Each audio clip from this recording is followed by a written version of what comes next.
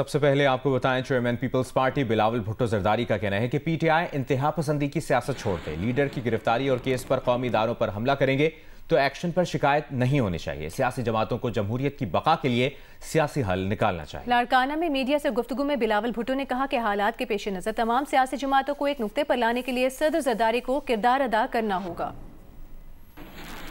اس ملک کی ترقی، اس ملک کی معاشی ترقی، ہماری جمہوریت کی ترقی، ہماری ملک کی بھلا اس میں ہے کہ ہم پاکستان کی سیاست کو اس نتیجے میں لے کر آئیں۔ اس میں حکومتی جماعتیں، حکومت کے ساتھی والے جماعتیں کو بھی ایک کردار ادا کرنا پڑے گا، اور ساتھ ساتھ جو ہمارا اپوزیشن کی جماعتیں ہیں ان کو بھی ایک رسپانسبل کردار ادا کرنا پڑے گا۔ اگر سیاست انتہا پسندی کی سیاست کیا جائے گا تو پھر میرا خیال میں اس انتہا پسندی والی سیاست کے جواب میں جو سختی ہوتی ہے اس پہ شکایت نہیں ہونا چاہیے۔ انگریزی میں ایک کہاوت ہے if you can't stand the heat get out of the kitchen، اور اگر ایک طرف آپ کے لیڈر پہ ایک چھوٹی سی نیب کیس بننے پہ اور ایک چھوٹا سا گرفتاری کے رد عمل پہ آپ ہمارے قومی ادارے پہ حملہ کریں گے، پھر بعد میں آپ ایسے شکایت نہ کریں کہ قانون اور آئین کے مطابق آپ کے خلاف ایکشن ہوگا۔ پیپلز پارٹی اگر یہ قدم اٹھاتی تو ہمارے ساتھ کیا حشر کیا جاتا، ان کے ساتھ تو کچھ ہو ہی نہیں رہا ہے۔ اور ہمارا تجویز یہی ہے پی ٹی آئی کے لیے بھی کہ وہ انتہا پسندی کی سیاست چھوڑ دے، وہ اپنا سیاست کو سیاست کے دائرے میں واپس لے کر آئے۔ یہ ان کی سیاست کے لیے، ان کی سیاسی جماعت کے لیے، ان کی سیاسی کارکنوں کے لیے بہتر فیصلے ہوگا، اور اس کا اثر پورے ملک کی سیاست پہ بھی، پاکستان کی جمہوری سیاست پہ بھی مثبت ہوگا۔ وزیر اعظم شہباز شریف نے Kashmir institute of nuclear medicine, oncology اور ریڈیولوجی کا افتتاح کر دیا۔ تقریب سے خطاب میں وزیر اعظم نے کہا کہ کینسر اسپتال سے علاج کے لیے دیگر شہروں کا رخ کرنے والوں کو مقامی سطح پر بہترین طبی سہولیات میسر آئیں گی۔ وہ خود بھی کینسر کے مرض میں مبتلا رہے ہیں، انہیں اندازہ ہے کہ وسائل سے محروم افراد کے لیے کینسر کا علاج کتنا مشکل ہے۔ وزیر اعظم نے کہا کہ دکھی انسانیت کی خدمت سے بڑھ کر کچھ نہیں۔ I myself, I am a cancer survivor. I could afford this very expensive treatment at that point in time. This is now more than 20 years ago. Imagine the plight of the common man in this country. Imagine those, coming from remotest areas of Pakistan. So here we are, a very valuable contribution of Pakistan Atomic Energy Commission, and of course combined with SPD. I think there cannot be a bigger service to suffering humanity than treating those patients who are at the edge of their life because of this threatening disease. رہنما M Q M Pakistan مصطفیٰ کمال نے بانی M Q M پر عمران فاروق کو قتل کرانے کا الزام لگا دیا۔ کراچی میں پریس کانفرنس کرتے ہوئے مصطفیٰ کمال کا کہنا تھا کہ بانی ایم کیو ایم نے نشے میں دھت ہو کر عمران فاروق کو قتل کرنے کا حکم دیا۔ عمران فاروق کو قتل کر کے بانی ایم کیو ایم کو سالگرہ کا تحفہ دیا گیا۔ ہمارے پاس ساری تفصیل موجود ہے۔ مصطفیٰ کمال نے قاتلوں کی گرفتاری کے لیے برطانوی عدالت میں کیس کھلوانے کا چیلنج بھی دے دیا۔ ان کا کہنا تھا کہ ہمت کریں، کیس کھلوائیں، وہ عدالتوں میں پیش ہونے کے لیے تیار ہیں، لیکن بانی ایم کیو ایم ایسا نہیں کریں گے۔ عمران فاروق کے بچوں کو مخاطب کر کے بولے کہ اپنے والد کے قتل کی تحقیقات کے لیے مقدمہ دائر کریں، وہ ہر تعاون کے لیے تیار ہیں۔ عمران فاروق کو الطاف حسین نے مارا ہے، مروایا ہے، نشے میں دھت۔ یہاں کسی کو فون کیا کہ تمہارے قائد کو پریشان کرتا ہے، انہوں نے پلان کر لیا اور پلان کر کے جا کر عمران فاروق کو مار دیا۔ ساری ڈیٹیل ہے ہمارے پاس۔ 17 سپٹمبر 2010 40 سال لگانے والے عمران فاروق، پورا آپریشن بھگتنے والے عمران فاروق کو اسی کے قائد کی برتھ ڈے پہ، سالگرہ پہ اس کی موت کا تحفہ دے رہے ہیں۔ تم برطانیہ کی عدالت میں جا کر یہ ایک اپلیکیشن کیوں نہیں لگاتے، پٹیشن کیوں نہیں لگاتے کہ میرے 40 سالہ دیرینہ ساتھی کا برطانیہ کی سرزمین پر قتل ہو گیا مجھے اس پہ قاتلوں کا پتہ لگا کر دیا جائے۔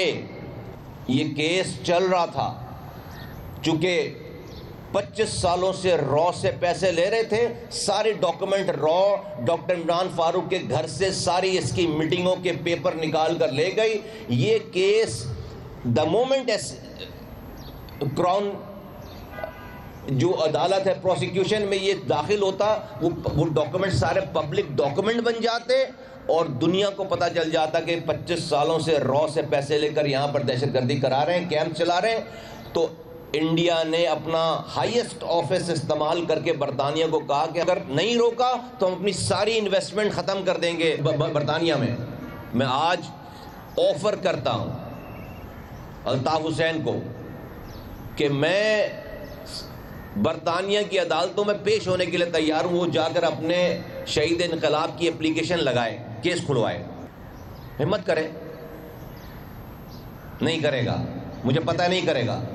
اسرائیل کا صومالی لینڈ کو تسلیم کرنے کے اقدام پر اقوام متحدہ کے سلامتی کونسل کا ہنگامی اجلاس طلب کیا گیا ہے۔ عرب میڈیا کے مطابق صومالیہ کی درخواست پر سلامتی کونسل کا ہنگامی اجلاس پیر کو ہوگا۔ اس سے پہلے اسرائیل کے صومالی لینڈ کو تسلیم کرنے پر پاکستان سمیت اسلامی ممالک نے مذمتی مشترکہ اعلامیہ جاری کیا ہے۔ مشترکہ اعلامیہ میں کہا گیا ہے کہ اسرائیل کا صومالی لینڈ کو تسلیم کرنا بین الاقوامی قانون کی کھلی خلاف ورزی ہے۔ اسرائیلی اقدام مشرقی افریقہ اور بحیرہ احمر کے امن کے لیے سنگین خطرہ ہے۔ صومالیہ کی وحدت اور علاقائی سالمیت کو نقصان پہنچانے والا کوئی اقدام قبول نہیں۔ صومالی لینڈ سے متعلق اسرائیلی فیصلہ اس کے توسیع پسندانہ عزائم کا عکاس ہے۔ مشترکہ اعلامیہ میں پاکستان، فلسطین، قطر، سعودی عرب، صومالیہ، سوڈان، ترکیے، یمن، اردن، مصر، الجزائر اور دیگر اسلامی ممالک شریک ہیں۔ سفارتی ذرائع کا کہنا ہے کہ اسرائیل کی مذمت کرنے والے ممالک میں متحدہ عرب امارات، بحرین، مراکش شامل نہیں۔ متحدہ عرب امارات، بحرین، مراکش نے امریکی حکومت کے ابراہیم معاہدے پر دستخط کر رکھے ہیں۔ نائب وزیر اعظم اور وزیر خارجہ اسحاق ڈار کو صومالیہ کے وزیر خارجہ عبدالسلام عبدی علی نے ٹیلی فون کیا ہے۔ ترجمان دفتر خارجہ کا کہنا ہے کہ پاکستان صومالیہ کی خود مختاری کو نقصان پہنچانے والی کسی بھی کارروائی کی مذمت کرتا ہے۔ صومالیہ کے وزیر خارجہ نے سلامتی کونسل میں صومالیہ کے تحفظات کے لیے پاکستان سے تعاون کی درخواست بھی کی۔ پاکستان کی جانب سے اقوام متحدہ اور دیگر کثیر الجہتی فورمز پر صومالیہ کی مکمل حمایت کا یقین دلایا گیا۔ وزیر خارجہ اسحاق ڈار اور مصر کے وزیر خارجہ بدر عبدالعاطی کے درمیان بھی ٹیلی فونک رابطہ ہوا۔ ترجمان دفتر خارجہ کا کہنا ہے کہ اسحاق ڈار اور مصری وزیر خارجہ نے علاقائی اور عالمی صورتحال پر تبادلہ خیال کیا۔ صومالیہ اور یمن کی صورتحال پر بھی گفتگو کی گئی۔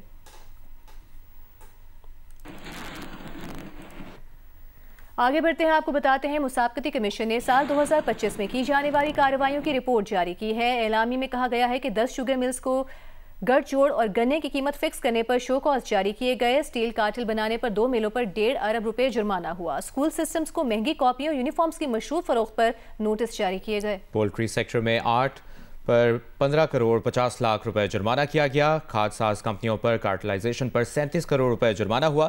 پاکستان فلور ملز ایسوسی ایشن پر آٹا مہنگا کرنے پر 3.5 کروڑ جرمانے کا فیصلہ برقرار رہا۔ ANP کے سربراہ ایمل ولی خان نے کہا ہے کہ نشکاری شفاف ہونی چاہیے، غیر شفاف نشکاری قبول نہیں۔ حکومت حاکمیت کرے، کاروبار نہیں۔ پشاور میں بشیر بلور کی برسی کی تقریب سے خطاب کرتے ہوئے ایمل ولی خان کا کہنا تھا کہ حکومتی ادارے جس کام کے لیے بنے ہیں وہی کام کریں۔ ریاست پاکستان اثر نو جائزہ لے کر نشکاری کے عمل کو شفاف بنائے۔ ایمل ولی نے کہا کہ عوامی نیشنل پارٹی کو ختم کرنے کی کوشش کی گئی مگر نہیں ہوئی۔ ان کا کہنا تھا کہ غلام احمد بلور عوامی نیشنل پارٹی میں تھے، ہیں اور رہیں گے۔ بشیر بلور کی برسی کی تقریب سے خطاب کرتے ہوئے میاں افتخار حسین کا مزید اس حوالے سے اظہار خیال انہوں نے کیا۔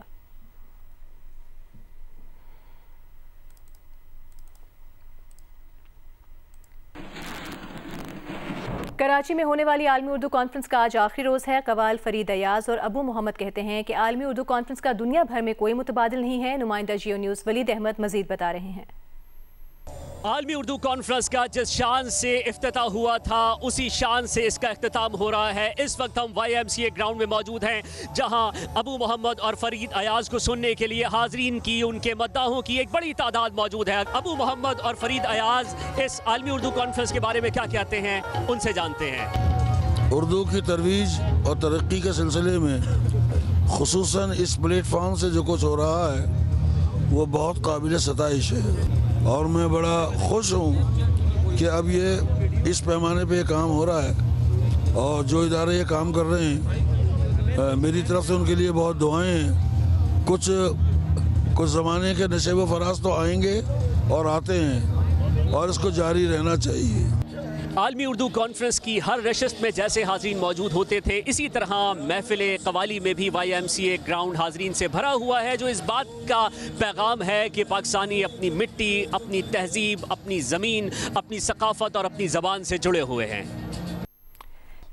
पाकिस्तान क्रिकेट बोर्ड ने PSL के फ्रेंचाइज मुल्तान सुल्तान्स को खुद ऑपरेट करने का ऐलान किया है। चेयरमैन PCB मोहसिन नकवी ने लाहौर में मीडिया से गुफ्तगू करते हुए बताया कि PSL ख़त्म होने के बाद मुल्तान सुल्तान्स की नीलामी होगी। उनका कहना था कि PSL 11 26 मार्च के बजाय 23 मार्च से शुरू करना चाहते हैं। मुल्तान सुल्तान इस साल PCB खुद ऑपरेट करेगा इंशाअल्लाह ताला।